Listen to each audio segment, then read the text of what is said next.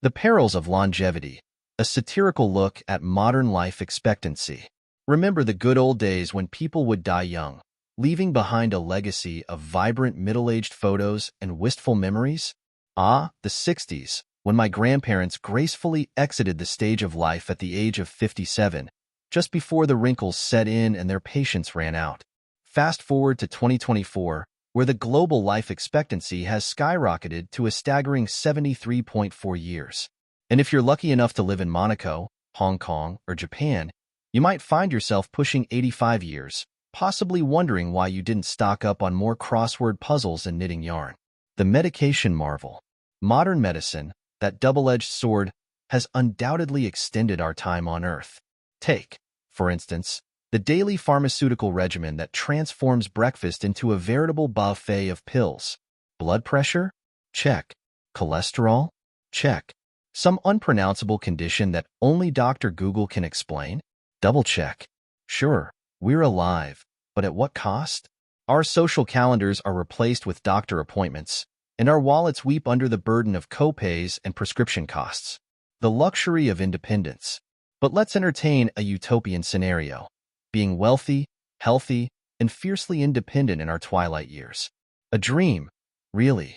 In such a world, retirement could be a time of joy and fulfillment, free from the shackles of ailing health and financial woes. Picture it: leisurely strolls, grand adventures, and time well spent with loved ones. Yet, reality has a different script for most. Our bodies, not unlike ancient automobiles, demand constant maintenance. Joint replacements, heart surgeries, and the all-too-frequent, oops, I've fallen and I can't get up, moments. Indeed, the body's warranty seems to expire long before we do.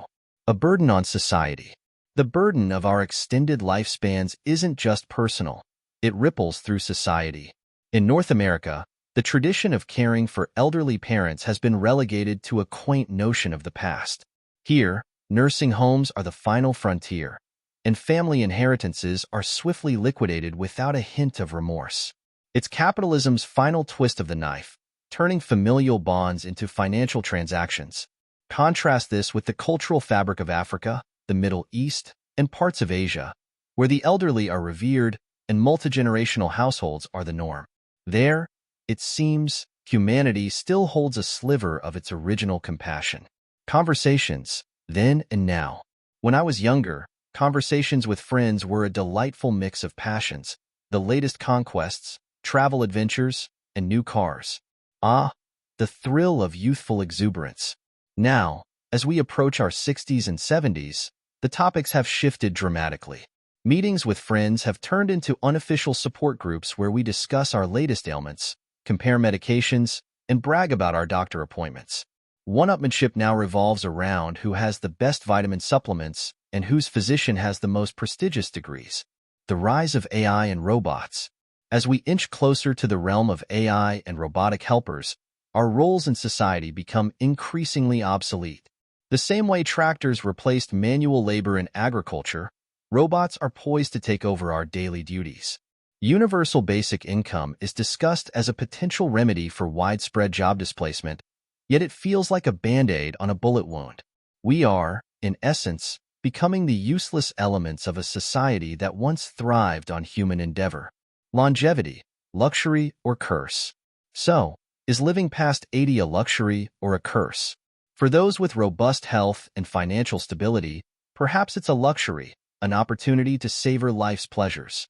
For the rest, it's a prolonged sentence, filled with physical pain, dependency, and societal disregard. Our bodies, like old cars, weren't designed to last indefinitely. Every living organism has an expiration date, and extending it beyond its natural course comes with a host of complications. In the end, while modern medicine has gifted us with longer lives, it has also thrust upon us a myriad of challenges.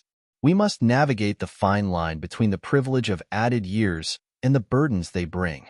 The real question remains: can we afford the cost of living longer, not just financially, but in terms of quality and dignity?